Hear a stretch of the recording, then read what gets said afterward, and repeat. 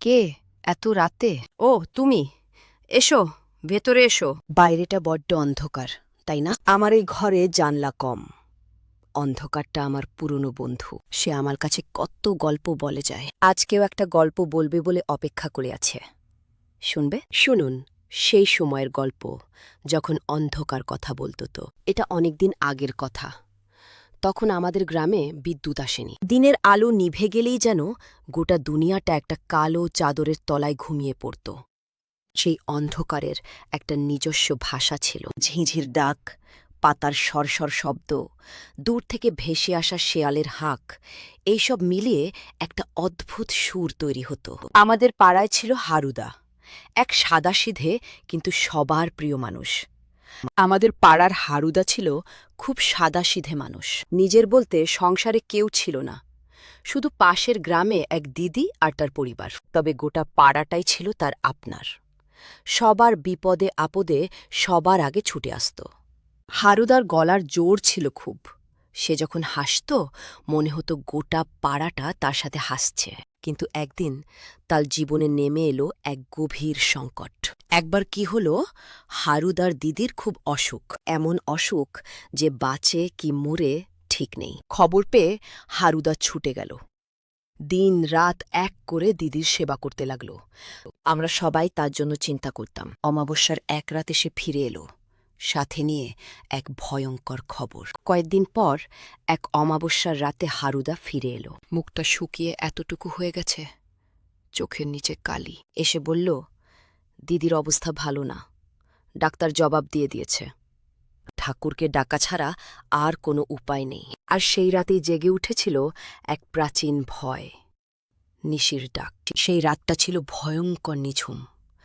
আকাশ মেঘলা, একটাও তারা দেখা যাচ্ছে না। বাতাসও যেন ভয়ে থেমে গেছে।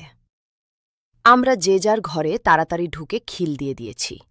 ঠাকুমা বলতেন, অমাবস্যার রাতে নাকি অশরীরা জেগে ওঠে, বিশেষ করে নিশি। তোমরা তো নিশির ডাকের কথা শুনেছ, তাই না? সে নাকি তোমার সবচেয়ে প্রিয়জনের গলায় সবচেয়ে প্রিয় নামে ৩ বার ডাকে। প্রথম ২ বার সাড়া দিলেও ক্ষতি নেই, কিন্তু তৃতীয় ডাকে সাড়া দিলেই সর্বনাশ।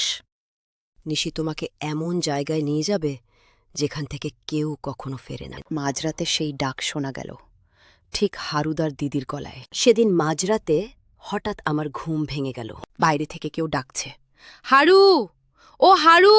গলার স্বরটা ঠিক হারুদার দিদির মতো, কিন্তু সে তো পাশের গ্রামে মরণাপন্ন অবস্থায় বিছানায় শুয়ে।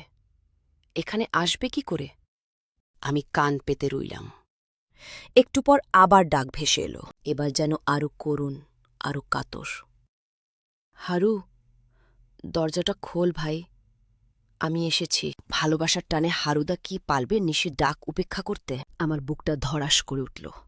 আমি শুনতে পেলাম হারুদার ঘরের দরজা খোলার একটা শব্দ হলো। তারপর পাড়ার ২-১ বয়স্ক মানুষ তাকে বারণ করছে, হারু, বেরোস না, ওটা নিশির ডাক, ভালো করে কান পেতে শোন। কিন্তু ভালোবাসার টান কি অত সহজে যুক্তি মানে? যে দিদি তাকে কোলে পিঠে করে মানুষ করেছে, তার গলা শুনে সে স্থির থাকবে কি করে? তৃতীয় ডাকটা এলো ঠিক দরজার কাছ থেকে, একটা ভেজা ভাঙা গলা, যেন বহু দূর থেকে কেউ হেঁটে এসে ক্লান্ত হয়ে পড়েছে। ভাই, একটু জল দিবি না? এরপর আর কোনো সারা শব্দ নেই, শুধু হারুদার দরজাটা খোলার একটা ক্যাচ করে শব্দ হলো। আমরা সবাই ভয়ে কাঠ হয়ে রইলাম। হারুদা বোধহয় বেরিয়ে গেল। সকাল হতেই জানা গেল এক মর্মান্তিক সত্যি। পরের দিন সকালে গোটা গ্রাম তোলপাড়, হারুদা নিখোঁজ। ঘরের দরজা হাট করে খোলা, বিছানা খালি। সবাই মিলে খুঁজতে বেরোল। গ্রামের পাশের বাঁশবাগানে, নদীর ধারে সবখানে খোঁজা হলো, কোথাও তাকে পাওয়া গেল না। দুপুর নাগাদ পাশের গ্রাম থেকে খবর এলো হারুদার দিদি গত রাতেই মারা গেছে, ঠিক যে সময় নিশি ডেকেছিল তার কিছুক্ষণ আগে। বছর কেটে গেছে, কিন্তু সেই রাতের রহস্য কি সত্যি সমাধান হয়েছে? এই ঘটনার পর অনেকগুলো বছর কেটে গেছে। এখনকার ছেলেমেয়েরা এসব গল্প বিশ্বাস করে না।